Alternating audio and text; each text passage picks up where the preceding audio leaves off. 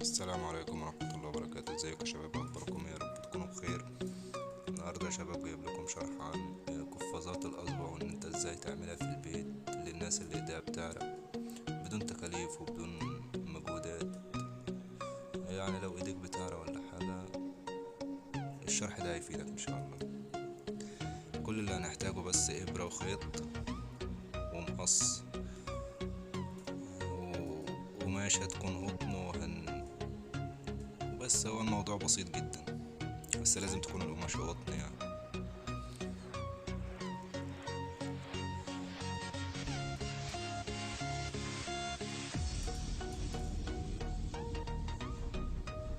قبل ما نقص لازم نقيس على صباعنا الأول الحتة اللي هنقصها، زي كده يا شباب، بالظبط زي كده. تمام، قسنا الحتة اللي هنقصها على صباعنا. وعلى فكرة ممكن الموضوع ده يفيدك انت واصحابك، يعني بدل ما تشتروا من بره وتعملوها انتوا في البيت عادي في اي وقت تكون فاضي فيه، ممكن تعملوها. تمام، هنقص الحتة اللي احنا عملناها، اللي احنا قسناها على صباعنا.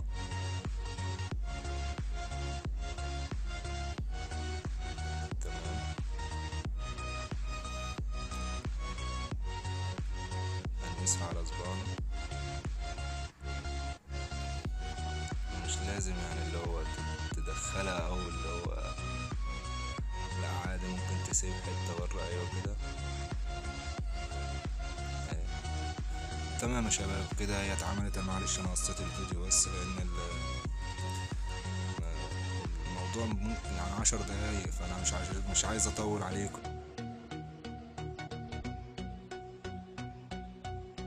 هي سهلة وبسيطة جدا. احنا بعد ما قسناها على صباعنا وقصيناها، خيطناها بس من عند الحرف كده، سنة سنة سنة لحد ما نلفها فوق. وبالظبط يعني على قد ما فيهاش اي تكاليف خالص. كل اللي انت هتحتاجه مقص،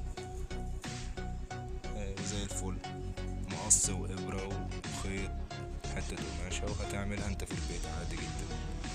وليه تشتري بقى من بره؟ سهلة وبسيطة جدا. يلا يا شباب، ما تنسوش بقى تدوسوا لايك، كومنت لذيذ حلو زيك كده، ويا ريت تدعمنا بالاشتراك. وهيتعمل تاني. يلا يا شباب، اشوفكم في فيديو جديد ان شاء الله، والى اللقاء. نسيت اقول لكم يا شباب، على فكرة ده تيشيرت قديم عندي، شفت بقى.